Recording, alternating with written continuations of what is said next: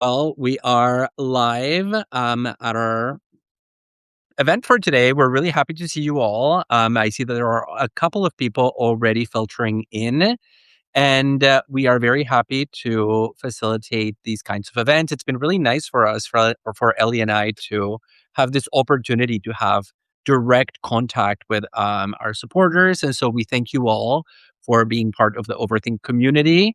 And for today, Ellie, we had a couple of questions that came in from fans, but I don't know if you want to say anything before we begin. Yeah, well, so first off, we'll say we have some questions or like that we got a lot of topics this time that people wanted us to talk about. So we have some topics we can discuss, but you who are watching at any time, you can absolutely feel free to chime in with live questions. And so yeah, please feel free to post in the comment area with any questions you might have for us, if you even just want to like say hi and say where you're coming from or share a comment, you're welcome to. And in the meantime, though, David, it's actually been a few weeks since we saw each other, so I think we can just I don't know. I'm curious how you are. We could take like a minute or two to just share what we've been up to because the last time I saw you, David, usually we meet weekly and now we're like recording or templating weekly as well. But I had my spring break 2 weeks ago, and then you had your spring break last week. So the last time I saw you actually was in person when I spent a couple of days in San Francisco. And you generously let me stay at your lovely home a Sure, couple you weeks made it sound like ago. such a gesture. No, it was great. So, no, I'm just saying, like, I saw you live last time and we weren't doing anything Overthink related for once. We just like watched the Oscars together, which you then texted me the next day and said about, and you were like, thanks for encouraging me to watch the Golden Globes. David had never watched the Oscars before and fully thought he was watching the Golden Globes the entire time. So I don't know how much he got out of the experience, but it was really fun. And you had seen a lot of the movies. You do go to the movies a lot. I will say I that. do go to the movies. I knew most of the movies. I would say I knew like 60% of the films that they were talking about. And yeah, we had a lot of fun. We watched the Oscars, it turns out, at my house while having delicious Chinese food from our neighborhood spot, which is Yes. this really Shout good. out to Mama G's in San Francisco. I was like, I will be wanting Szechuan food because I had gone out to my one of my favorite places on earth, the Piano Bar Martuni's the night before and had And like a you couple sang. martinis. You sang at What? Martini's. I did sing at Martuni's. I Is sang there video Valerie. evidence of this?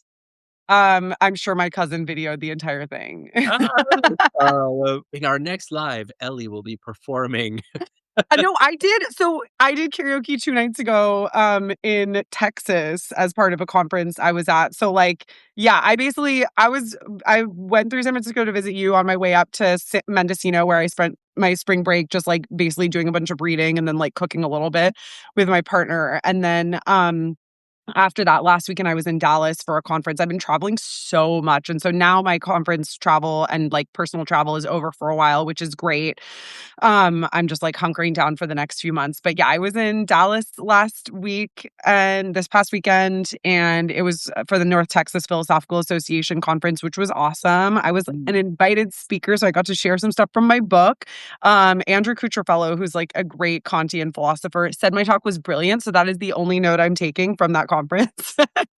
No, but I got some good feedback on it. And yeah, then we did karaoke after. So I did karaoke with William Paris, who's the co-host of one of our other favorite philosophy podcasts, What's Left of Philosophy, and a bunch of other philosophy professors. I sang one of my favorites, which is a Linkin Park song. Love doing Linkin Park karaoke. I encouraged Will to Really? do what? That's surprising. I don't know. Yeah, Linkin Park karaoke hits, I will say that, and I encouraged Will Paris to do "It Wasn't Me" by Shaggy, which he killed, but kind of realized the hard way that it actually has, like, some challenging rap lyrics. So, anyway, David, tell us about your past couple of weeks, and then we will get into questions momentarily. Yeah, so I was also really happy to see you and your partner Trevor in San Francisco. It was just like for one night because I was on my way out of San Francisco to go skiing in Tahoe with friends, but then we ended up not skiing because the snow had melted. But I saw Ellie just like for the night. Then she stayed at my house, and then Love last to cuddle. I will say that's one of our favorite things to do when we hang out. Like, I really like to cuddle with you. So we're so just we watching just the left the Oscars. partners to the side. We just abandoned them and cuddle and in wonderful co-host fashion. But then this past week was my spring break, and so I went down to Puerto Vallarta in Mexico, which is essentially where I'm from. And so I had some beach time, which was really nice. And I was just like, feeling like I could decompress and relax. And I got a good amount of reading done also at the beach, something that you and I both love to do. And yeah, it's just one of my favorite ways to spend a vacation because I get to spend time with family and also just like do relaxing things like reading for pleasure. So I'm reading a novel that I started this past week. So I'm excited about it, What's and the I'm gonna novel? finish it. Yeah, I'm gonna finish it like in a couple of days. Oh, Sally yeah. Rooney. I That's the only Sally Rooney novel I haven't read. How are you liking it? It's a really interesting take on, like, basically a Gen Z situationship. Like, Is it even Gen Z though? I think it's more like it's a millennial era, young right? millenn Huh? Isn't it? Yeah, because that book came out what, like 10 years ago or something? Yeah, so, like, somewhere between millennial and Gen Z, but I'm enjoying it. I didn't like it at the beginning, um, but then I started liking it about one-third of the way in. Yeah. You Um need to watch the show with Paul Mescal and Daisy Edgar Jones. It's so That's what I've good. been told, so I do intend to watch it. So Yeah, maybe we the should show. do an episode on situationships inspired by Sally Rooney. Please, David. That's like the kind of episode I would like recommend, and then you would be like, no. I So please, literally just recommended it. folks, let it be noted. David has agreed to do an episode on situationships. I'm just wondering what, like, let's put it in the books. Okay, I'm down. Okay, good. Good. I'm super down too. Okay, so this is what happens. Claire's down. Claire wants it. Okay, Sure. cool.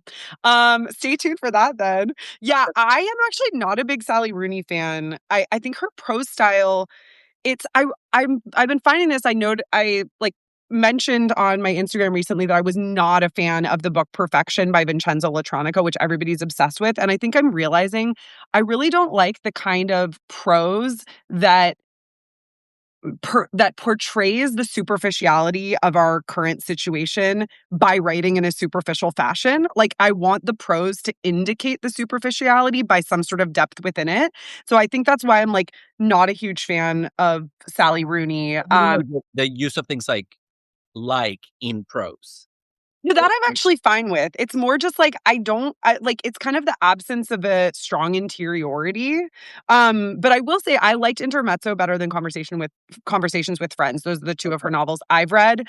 And I will say, so I finished reading Anna Karenina a while back, which just, does it get better? Probably not. okay, fair. So fucking good. And then I read two contemporary novels, Alyssa Nutting's Made for Love, which is like it's like totally zany. It's about like a woman who moves back to her dad's trailer park with him and his sex doll. I might have mentioned it recently already. And then I read Emma Cline's The Guest, both of which I enjoyed. But then now, I'm finally reading Tori Peters' Stag Dance. She's a trans author who wrote Detransition Baby a number of years ago, which is just amazing. But that I But haven't got. Stag Dance, it's a series of four short stories or three short stories and one novella. It is so good. It is so good. If other people have read it yet, like let me know what you think, because I was reading this on my plane back from Dallas yesterday, like pretty tired after a late night of karaoke. And I mean, her prose is so beautiful. Like the stuff she's doing with form is fantastic. The way she depicts the ambivalence of gendered experience too, I just think it's like the best. So okay. Also, Marissa, me taking notes and crying during a situationship at LMAO. Okay, we're doing it. So, anyway, David, speaking of returning to the comments, let's get to it. I see we've had at least like a couple of comments here.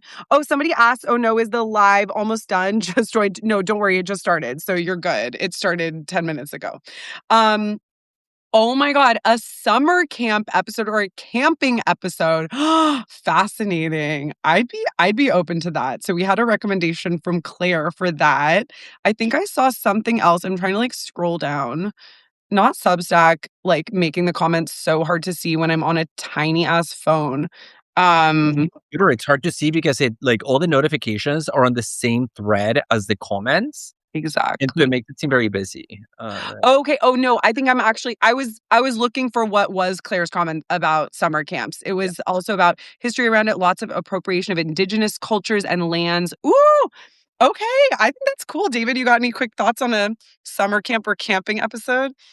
I mean, the camping is interesting. I don't know like the history of summer camps, but it could be in like it could be coupled with an episode on nature potentially.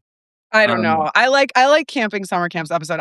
As somebody who went to Christian summer camp 3 times a year growing up. And well, the camp I went to philosophy and debate summer camps. oh, it sounds like we've got a lot to talk about. Yeah, Uh, what's your thought? I okay, won't I commit to think that one just yet. yeah, I think that's the only, like, comment we've gotten so far that I hadn't yet mentioned. Yeah, so Um, if you feel like you have a comment or a question that you want to raise, this is the time to put it in the chat. We're happy to answer. This is the purpose of these lives. If not, we can get started with some questions that we received ahead of time from totally. listeners who want to hear our thoughts about it. So, Yeah, let's do it.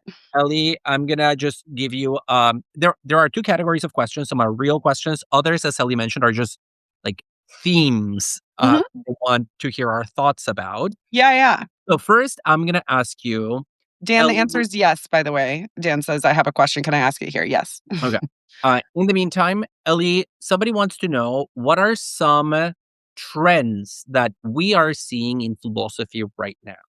Yeah. So this is actually one of the questions I was, like, thinking about before the live, so I'm glad you asked it first because I was already thinking about my answer. And I was thinking about because I just came from a conference and have been to a couple of conferences in the past month, like, about what I was seeing. So I think the philosopher who was mentioned number one most at the North Texas Philosophical Association this past weekend was Mariano Ortega, including in my paper. I also talked about Ortega. We've talked about Ortega's work in a couple of our episodes. And I think the multiplicitous theories of the self that come out of Latina feminist philosophy, especially Ortega's view based on her 2016 book, In Between, is a really hot topic right now, especially within continental philosophy. Now, I will say my book that's coming out next year offers what I think is a superior account because I actually like don't support a multiplicitous theory of the self as primary. I think we should actually be talking about the ambiguity of the self, which allows us to understand both the multiplicity and oneness of the self. So I have a kind of critique of Ortega. I think her work is great, but I am responding to her work. But I was noticing like a lot of people at the conference were appealing to her multiplicitous theory of the self. I would also say epistemic everything is very hot right now. So yeah, so epistemology, theory of knowledge now in recent years has been brought into questions of ethics and like politics. And so this started in part with the popularizing of the term epistemic injustice. Um, Partly through some works of my colleagues, like my colleague Rima Basu has done some great work in this area, which is an epistemic injustice basically refers to the idea that you can wrong through your beliefs or through like the knowledge that you have.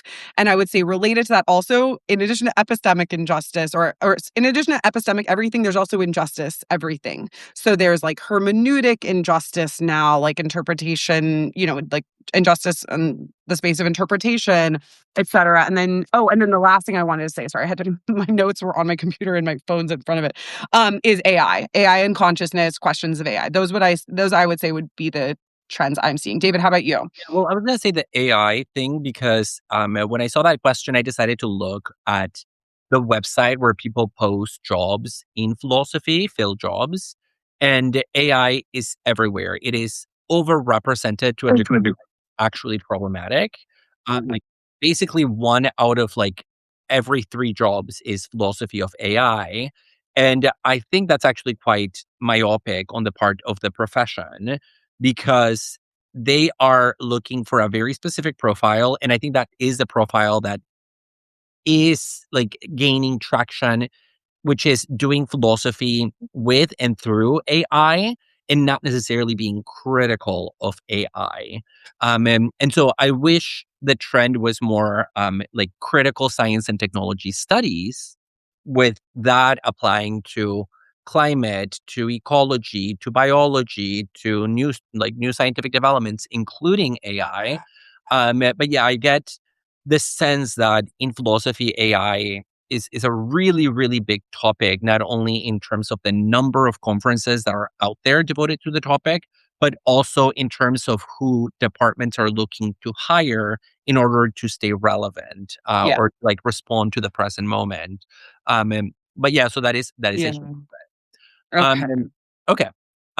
Second question in the while we wait for Yeah, we've gotten a couple questions oh, here too, but David, why don't you ask the second question, then we'll pop over. Yeah, sometimes we have, yeah, we'll get to as many as we can. So, ask the second question you were going to ask. well, the second one is, what does philosophical research look like? Yeah.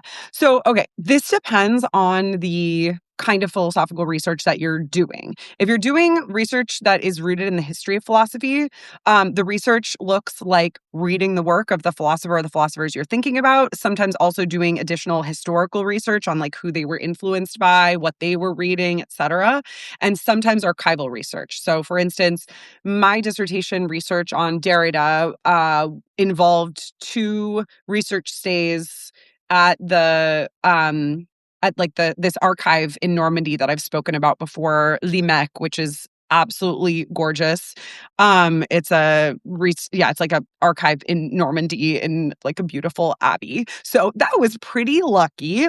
I've also gone to UC Irvine, which has a Derrida archive, and done research there. So there's archival research, but a lot of it is reading.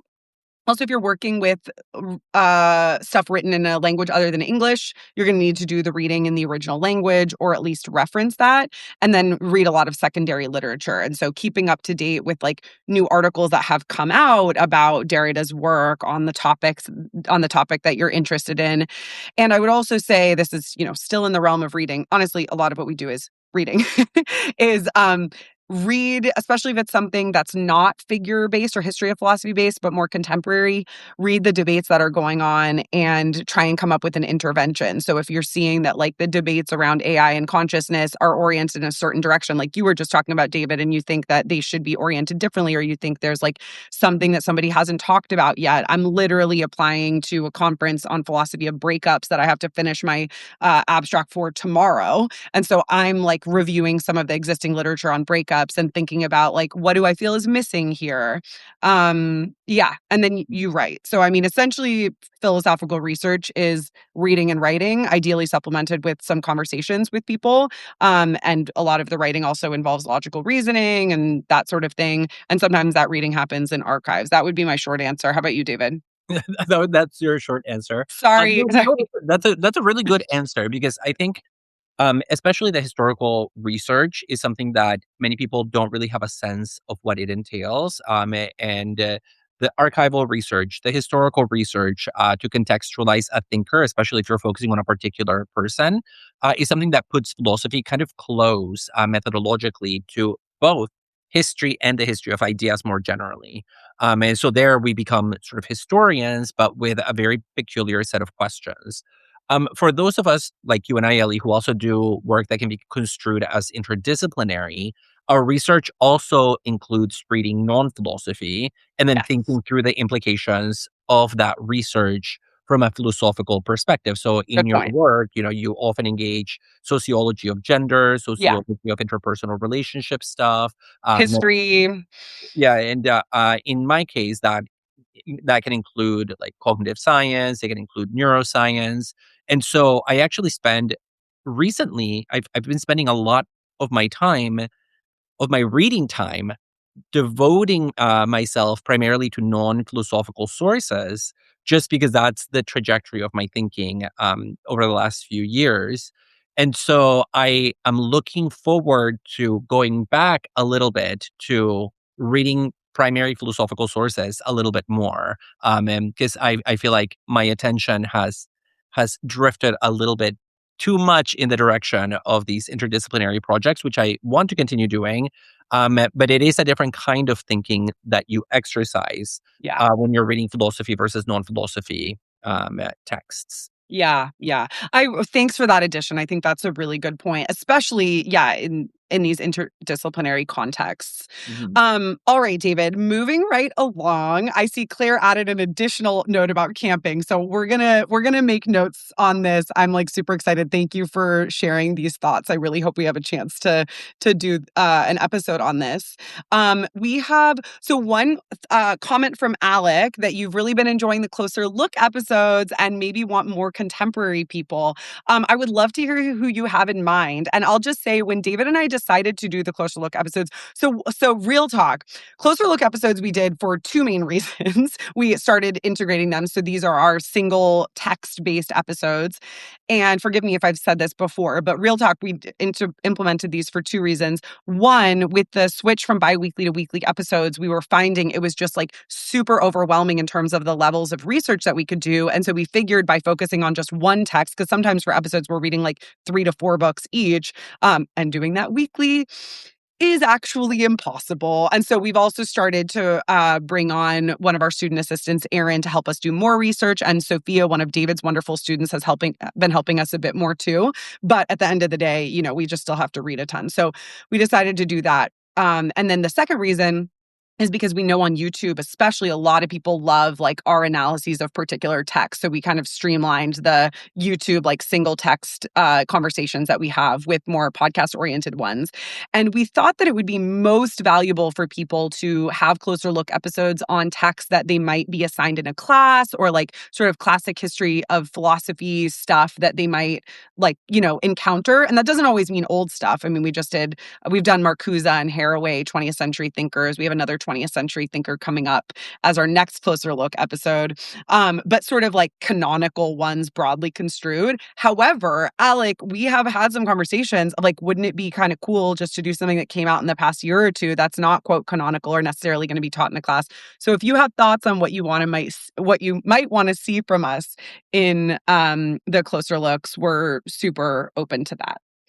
Um, all right, David, are you ready for another question, or did you want to add anything to No, that? I think that's good what you said. Okay. Okay, great. So Dan has a question here that's over the course of two comments. So I'm just going to make sure I have both of them. Okay, so Dan asks, how do you move from a transactional love rooted in an exterior dimension of the self to an autotelic love coming from the essence? So for those who don't know what autotelic is, it's something that has its goal within itself. So something that's not like seeking an external aim or end, but something that whose end is in itself. So you love in order to love, not in order to get something out of it.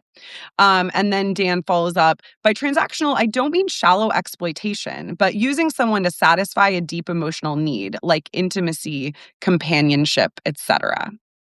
Okay, so I hear the question to be, how do we love somebody not for what they do for us, even if that's a perfectly like justifiable need or interest, like intimacy or connection, to loving them for the sake of loving them. Hmm. Is that right? Yeah, I take it. I think that's fair. Yeah. Yeah, yeah, yeah. So, I mean, I think this is a question directed to you, Ellie, since you're the expert in the philosophy of love. I my answer here is reference to a Shakira lyrics where she says, it's basically a question about how do you know why you love somebody. There is a part of one of her songs where she says, how can it be possible that there is no reason for me to love you other than the fact that I love you? So indicating that real love is autotelic in the sense that it justifies itself and it is its own goal. I Yeah. think for me, as a non-expert in this area, I actually think those two are really difficult to tease apart because independently of how we characterize need, whether it's a lack or it's something else, in the act of loving somebody else, it's very difficult to know whether we love them for them, whether we love being in love for its own sake, or whether we're motivated by the way in which love changes who we are, either in our own eyes or in the eyes of the other. And so there is no guarantee. I think even in cases where we appeal to like the notion of purely altruistic love, or like I love you, and it's for and everything that I do is for your benefit. Even that can satisfy deeply egoistic needs and impulses and conceptions that we have of ourselves as saviors and as providers, and so on and so forth.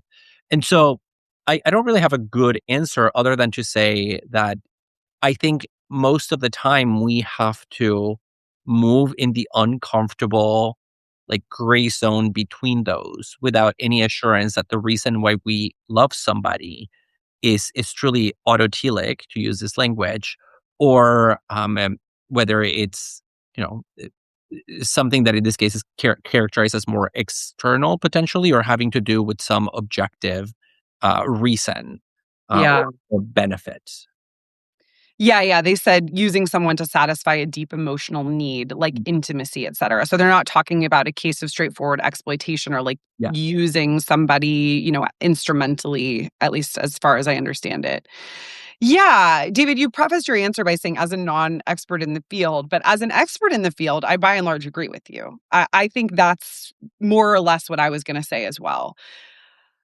I think selfless love is an illusion that we got from religions like Christianity, and I'm increasingly convinced that unconditional love, at least when we're talking about adult partnership relationships, is impossible, and even if it were possible, would not be a good thing.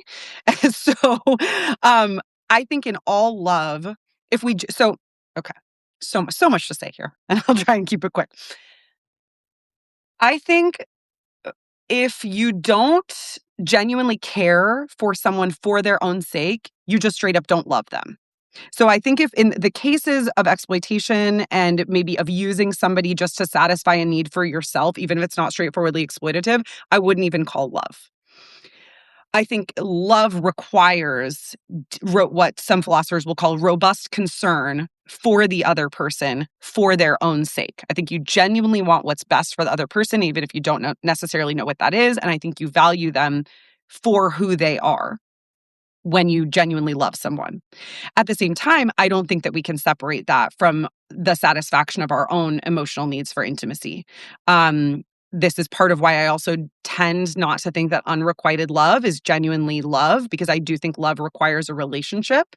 So I think love is a sort of state that is enacted through, or that's established through the enacting of acts of intimacy over time and a valuing of that person. And I think that is going to involve the satisfaction of emotional needs for ourselves. And I think there's a kind of dialectical relationship between self and other that love involves. So, yeah, I guess I would say that I also don't think like there's really a clear distinction there. We might be able to, in principle, separate the two. So, an example that I've used in some of my work in the past is an example of somebody moving far away. I think I talk about this in a different context in my intimate relationships video course on Substack here on Substack, which some of you may be joining from. So say that somebody is in love with another person and that person is going to go to space for 2 years. This is like a variation of an example that another philosopher mentions. That person's going to go to space for 2 years. I might think that, oh, it's really good for that person to go to space for 2 years. And so, in as much as I intrinsically value that person, I want them to go to space for 2 years. But they're going to space for 2 years is going to cause immense suffering for me. It's going to, mean that I don't have the care, love, and support of that person that I would have regularly. So I do think that there can be a tension between the satisfaction of our own emotional needs and our intrinsic valuing of the other that come out in certain cases like that. But I don't think that we can actually have love with one and not with the other. And I think also some of what you said, David, reminded me of what's known as the reasons, no reasons debate in the philosophy of love. Some people have a view that we love others for reasons, and others will say, no, you actually don't love somebody for reasons at all. That's the no reasons view, famously proposed by Harry Frankfurt. So I think there's some connection to that debate as well, although it's a slightly different set of questions. Yeah, no, I think that is connected, and as I said, my view came just lifted from Shakira lyrics. The no reasons view of love. Although I actually think in connection to that, that we begin to love for reasons, like we develop an attraction for reasons, and then we form a relationship over time that becomes loving, and we can articulate the reasons. I think once a love is kind of securely sedimented, the original reasons can change and the love stay intact. So I think love becomes independent of the reasons that originally facilitated it in the first place. So I take a kind of mid position in the reasons no reasons debate. But be Okay. that Yeah. Awesome. Well, David, why don't I pull another one? You asked 2 questions. I shared a comment and had a comment on that comment and then asked 1 question. Shall I ask another question uh from the things we yeah, got go in for it. advance? Okay. Um, maybe I should have Mm, which philosopher are you there? wait, is Ellie frozen or am I frozen? You're The not frozen for me. unresolvable ambiguity of being online at a distance. Ellie, were you frozen or was I frozen? You were not frozen for me. Am I back? Yeah, you're back. Okay, so you were frozen, but you're now unfrozen. Oh, no, I'm sorry, guys. I can move rooms if this is an issue because I do think this was a little bit of an issue last time, which is so weird because anytime I have a Zoom, it's like never an issue here, but it has once or twice been an issue on Substack Live. Um, David, which philosopher would you kill in cold blood? Carl If you Schmidt. need Carl Schmidt? Yeah, I mean, he was a Nazi jurist. Like that's kind of easy to deal with. Oh my gosh, Um, I really had to think about this one. This was like why I mentioned this one because it was also one I was thinking about in advance, but excellent, very quick answer. Okay, Carl Schmidt is going down. And I mean, I think Carl Schmidt's legacy, I don't know if you want to say anything about that, but I think that might also provide good reasons to kill him in cold blood. Actually, no. I think his legacy is kind of interesting, Yeah. like conceptually, but he wrote a lot about sovereignty, about this power that transcends the bounds of law and that has the power to self-constitute through this extra legal maneuver. And so it's about Mhm. like how do we understand the relationship between power and the law, especially when there are forms of power that are exercised under and above legal systems. Okay. Um, and he also has some really interesting views on the relationship between like cultural identity and the landscape. A lot of this, of course, is like deeply, deeply troubling once you feel like understand it in the context of like blood and soil. Yeah. But yeah, so I wouldn't kill him for his legacy exactly as much as for his life. Okay. Yeah. Okay. Gotcha. Gotcha. Because I know Schmidt is like, yeah. Well, I don't have anything to add to that. Whatever. Yeah. Who would Um, you kill in cold blood? I I would kill Jean-Luc Marion. Really, the leader of the God Squad? Yeah, like, okay, so Jean-Luc Marion, for those who might not know, 20th century Christian phenomenologist, philosopher, phenomenological philosopher. I think Marion took, like, what's most interesting about phenomenology and, like, made it into some sort of Christian metaphysics, which I think is like kind of regressive and uninteresting. And in particular, I have beef with his philosophy of love, which I don't even feature on my intimate relationships course because I just think it's like a lot of people talk about it. I'm like, why are we still talking about this guy? He wrote this book, The Erotic Phenomenon. And I've published before in it's a 2019 article on Beauvoir and Levinas on how I think Levinas's philosophy of love is not very good because it basically is like, wow, the other is so mysterious. Who is that other? The woman in the relationship. Marion takes that kind of a view, but like, you know, puts it on turbo speed, if that metaphor works. Yeah. And basically is just like, oh, the unimaginable nudity of the other, and it's just, like, really hetero nuclear family, low-key Does that patriarchal. book have a bunch of images? I'm done with it. What? Does that book have a bunch of, pictures of, like, semi-nudes in it? I kind I of can't. remember reading a really problematic thing by I think it was him on love. And if it was that book, then maybe I share your sentiment. I was gonna try and find it, but I don't know. My phenomenology section is right here, but then my love section's over there, and I don't know which one it would be in, so it's gonna take kinda too long. No So I'm worries. not gonna look for it now, but yeah. Anyway, so yeah, okay. So anyway, I don't know. I can't remember. Um, are you there, David? I'm here. I was trying to look for it too, but Oh, okay, okay. Okay, cool. By the way, apropos of the freezing, multiple people said there was neither of us froze. So I think we're good. Thanks, guys. Thanks for holding us accountable.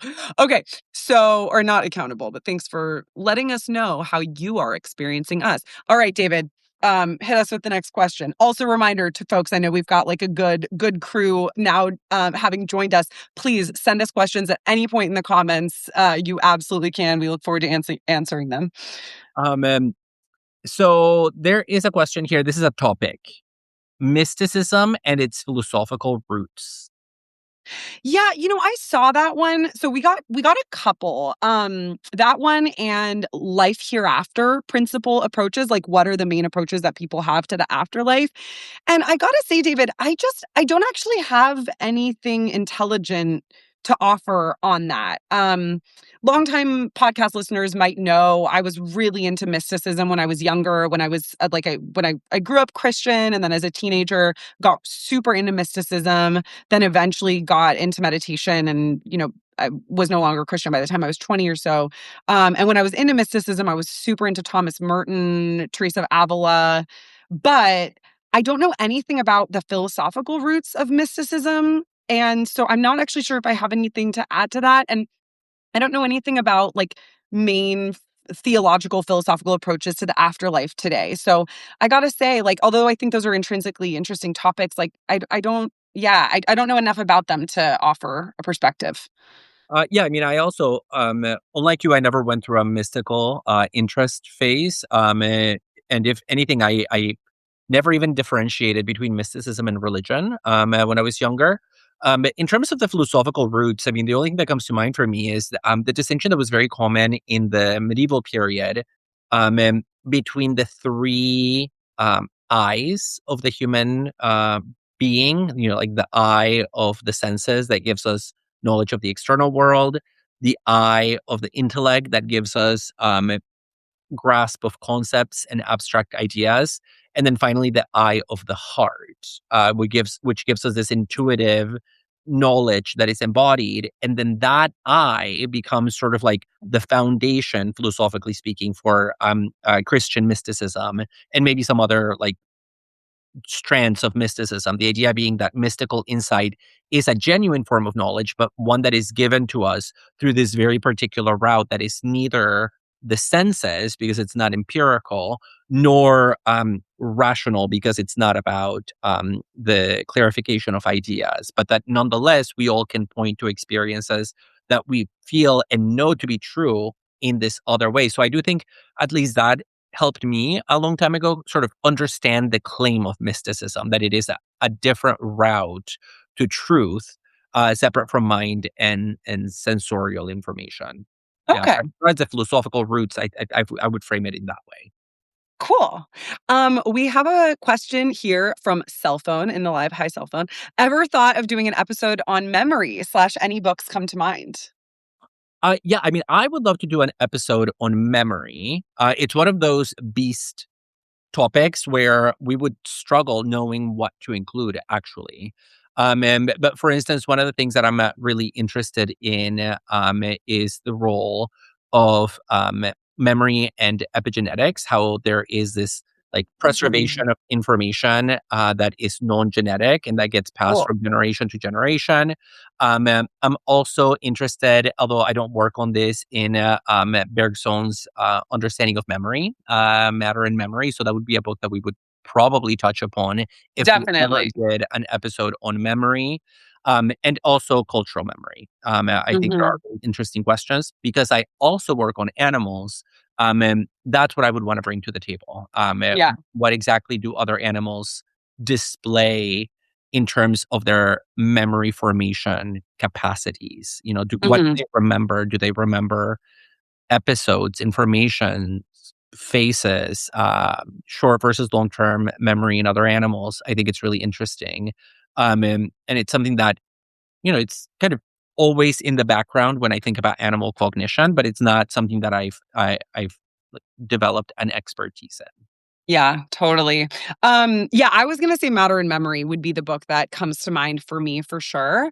And I think, yeah, David, you touched on this a little bit, but I actually think Memory is a great example of an episode topic that is like overthink doable, but also maybe too large a scope for us. And so I will say maybe this gives listeners like a bit of a insider's view in how we choose episodes. I think something that you and I have spent a lot of time fine tuning over the now almost 6 years that we've been doing Overthink is what makes for a good episode and a good episode topic. Like, let's just reserve it to that. A lot of things go into making a good episode.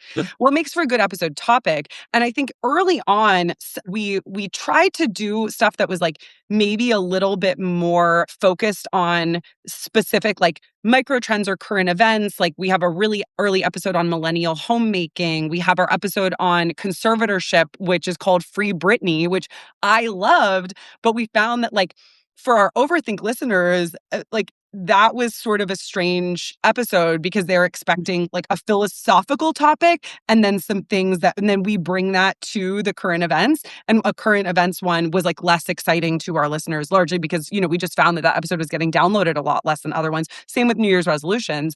But then there's also times when we've kind of aimed too high and done something that had such a big scope that it was really hard to make manageable for a given episode.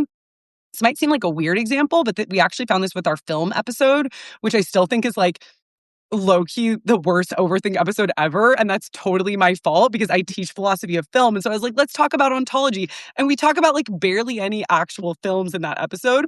And so I think we're trying to find something that like Yeah. is in the middle. And I feel like memory could be an example of one that we like do a good job with, or it could be an example of one where we just like are too abstract, like try and mention too many things. So I don't know. We'll think about it. Well, yeah, like we recently got an email asking for an episode on intelligence. And it's like, I Oh, think it's yeah. really interesting. Yeah. But, I also felt it a little bit with personality, where there was so much research, and that's even more narrow, than Yeah. intelligence and then memory. So, Yeah. uh, yeah, I like that you connected it to like how we think about the topics because it is a back and forth, and we don't always have the same intuitions. But we Yeah. And I mean, we have so many. Sorry, go ahead. but we agree on I know situationships. I'm happy to hear that. And also, I was gonna propose ritual, which sounds kind of broad, also like memory, but for some reason, I think it's way more manageable. Ritual. I think that's manageable. I'm just like, does that sound fun? We'll think about it. If you all have thoughts on like Overthink Dream episodes you would want to see, also feel free to drop them here in the chat. Um Oh, Dan says the audio dropped at exactly the moment that I believe you were answering my question. We were, Dan. We did answer your question. Is there a transcript or replay? Yeah, you'll be able to access the recording of this afterwards. So don't worry. Like, as a paid subscriber, you get access to this after the fact. So feel free to, yes, watch it after. Sorry that you missed that. It was a fun question. So thank you for it. All right, David, what's next? The last one, because we have a few minutes left. No, we Um, have, wait, when do we end? uh, well, we never really say. It's so like I some assumed we were going till 4. I assumed we were going well, an no, we hour. are not going on till 4 because I teach at 4, so I begin lecturing at 4. Uh, And sometimes we I go know, 4. not us just being like, "See you at 3," Yeah. never figuring out when we're gonna. Because I feel like our last one was over an hour, so I was like, "Oh, we'll end in an hour." But I don't think okay. we've ever been over an hour. What's your hard out, David? 3:50. 3:50.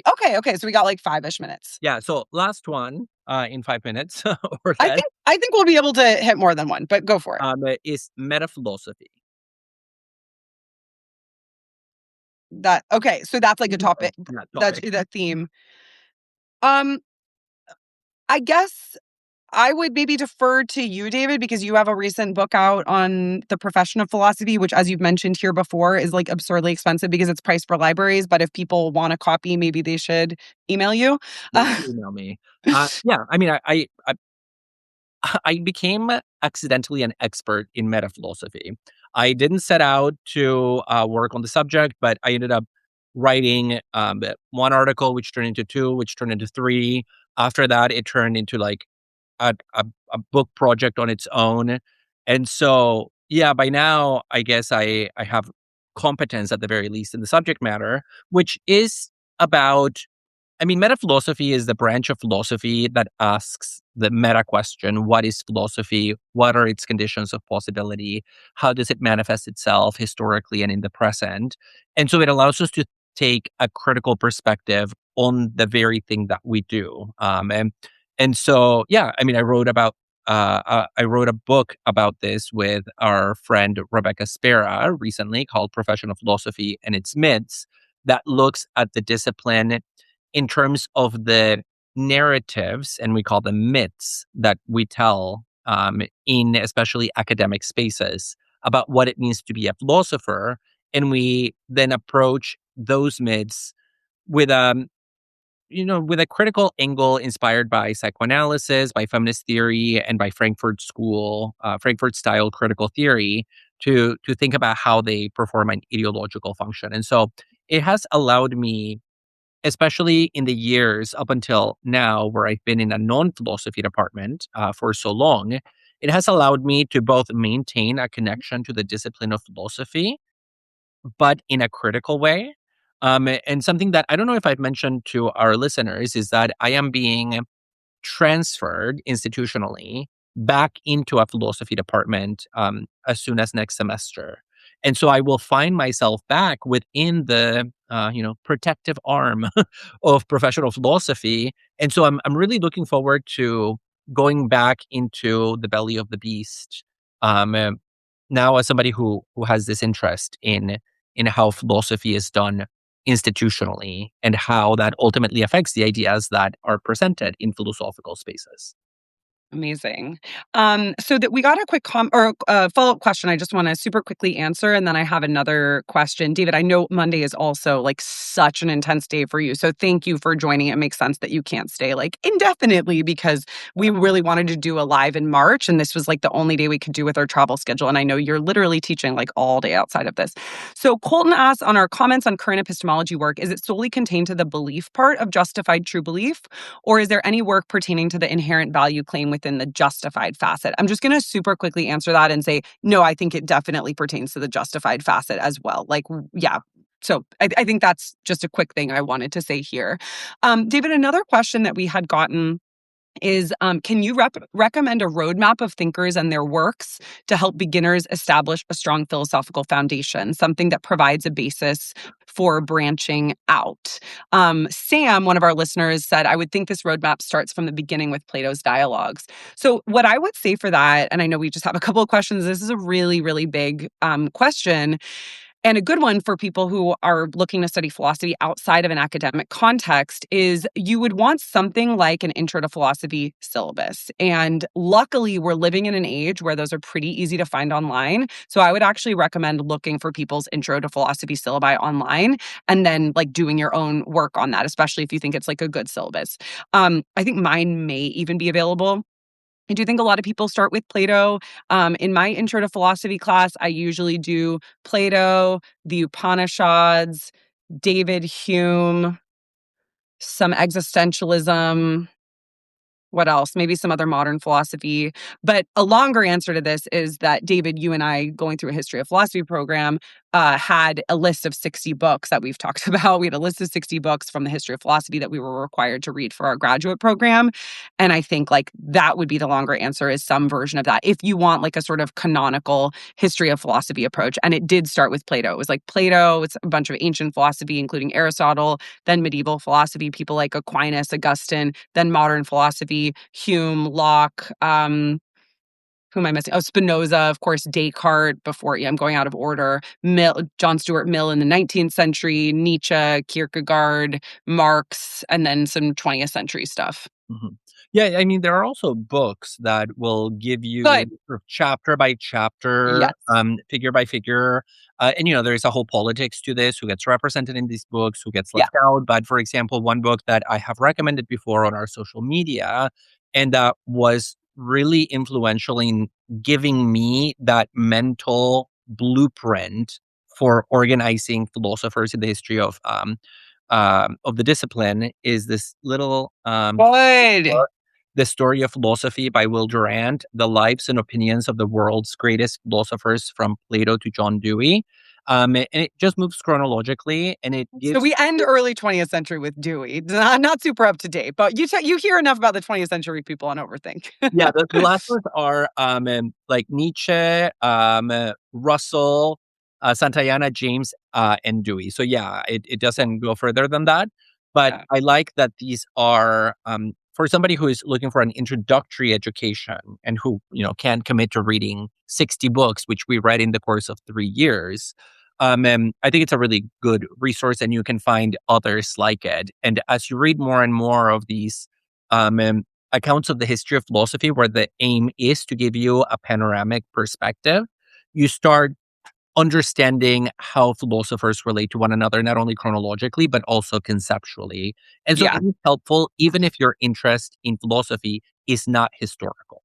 And So so, yeah, I would recommend that. I think that's a great recommendation, David. And I just want to say, if you want like a much longer version of a similar thing, what everybody had recommended when we were first years in grad school is Frederick Copleston's, I think, 9-volume history of philosophy. It's very old school. I think it's like probably exclusively white men. But if what you're looking for, like I mentioned before, is a kind of canonical introduction to the history of philosophy, that is a very legit place to start. And that was where we were recommended to start as people who went through a very history of philosophy heavy PhD program.